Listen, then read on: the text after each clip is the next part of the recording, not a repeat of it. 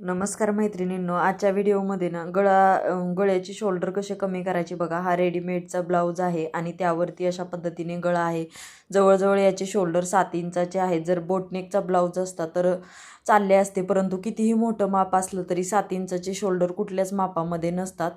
तर अशा पद्धतीने मी 5.5 वरती शोल्डरचं मार्किंग करून घेतलं बघा. आधी जे अस्तरचं फॅब्रिक आहे ना, जे मार्किंग करून ठेवलेलं, तर ते ठेवून पाहिलं आणि तशा पद्धतीने मी मेन फॅब्रिकवरती कटिंग करून अस्तरचा जे आहे तर तो गळा जसा आहे लांबीमध्ये तशा पद्धतीने आखून घेतला.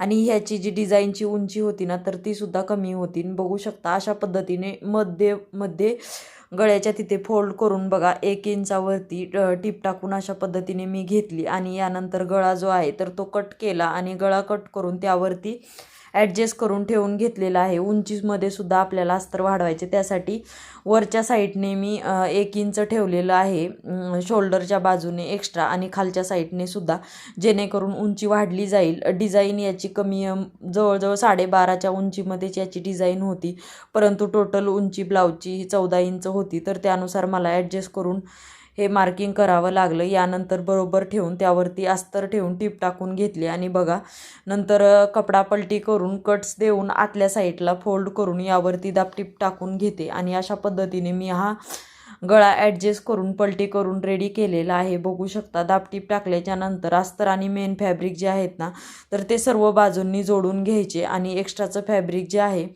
तर ते व्यवस्थित असं कट करून टाकायचं. यानंतर मध्यातून 4.5 वरती आडवा आणि उभा 4.5 वरती असा मी टक्स टाकून बॅकनेक हा रेडी केला. कमरेच्या साईडला पट्टीसुद्धा लावून घेतली. अशा पद्धतीने हा डिझाईनचा बॅकनेक रेडी केलेला आहे. तर व्हिडिओ तुम्हाला कसा वाटला नक्की कमेंट करून सांगा. आवडल्या चॅनलला लाईक, शेअर आणि सबस्क्राईब करा. चलो बाय, टेक केअर.